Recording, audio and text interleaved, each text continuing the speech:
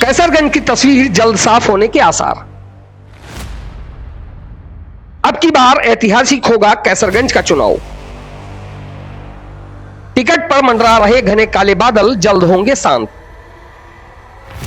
BJP से ticket न मिलने पर क्या होगी बगावत।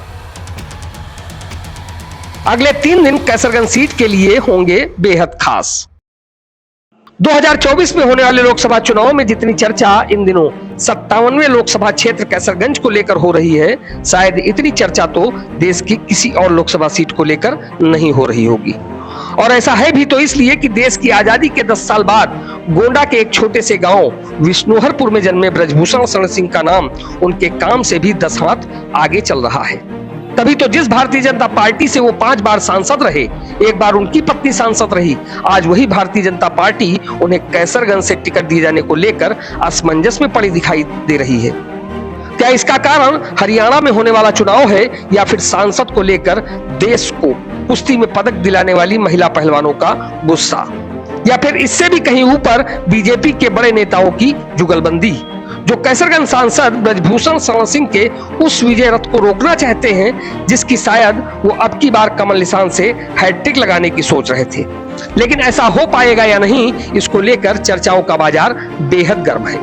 माना तो यहां तक जा रहा है कि अगर भारतीय जनता पार्टी कैसरगंज के मौजूदा सांसद ब्रजभूषण शरण सिंह को इस बार टिकट नहीं देती है तो वो पार्टी से बगावत कर मैदान में उतर सकते हैं, जिसको लेकर उस बड़ी पार्टी के बड़े नेताओं से उनकी बात लगातार होने की बातें भी कही जा रही हैं। हालांकि हम तो सिर्फ आंखों देखी चीज पर ही भरोसा करते हैं, इसलिए हम तब तक ऐसी किसी भी बात की पुष्टि नहीं करते जब तक कि धरातल पर वास्तविक चीजें पूरी तरह से स्पष्ट न हो जाए। हालांकि इसके पीछे चुनाव के जानकार मठाधीशों की भी इस बात को नहीं झुठलाया जा सकता कि कैसरगंज लोकसभा में पड़ने वाली 5 विधानसभाओं में इन दिनों सबसे ज्यादा चर्चा अगर हो रही है तो वो सिर्फ एक नाम है ब्रजभूषण शरण सिंह का।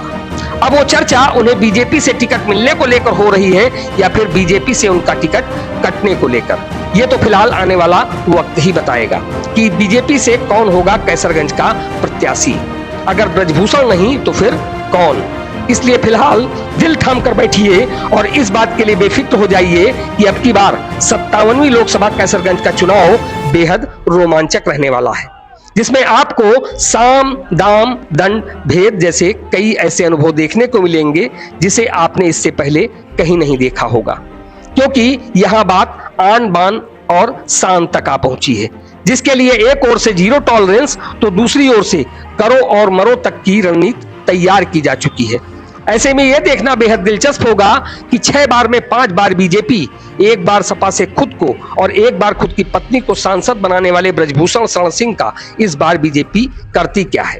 और ये सारी चीजें आने वाले 3 से 4 दिनों में खुद ब खुद सत्ता के गलियारों से निकलकर आपके सामने आ जाएंगी, क्योंकि एक सीमित समय से ज्यादा का इंतजार आदमी को लाचार बना देता है और वही लाचारी आगे चलकर उस व्यक्ति के दबे होने का कारण बन जाती है जो खुद के दबदबे का दम्भ रखता हो।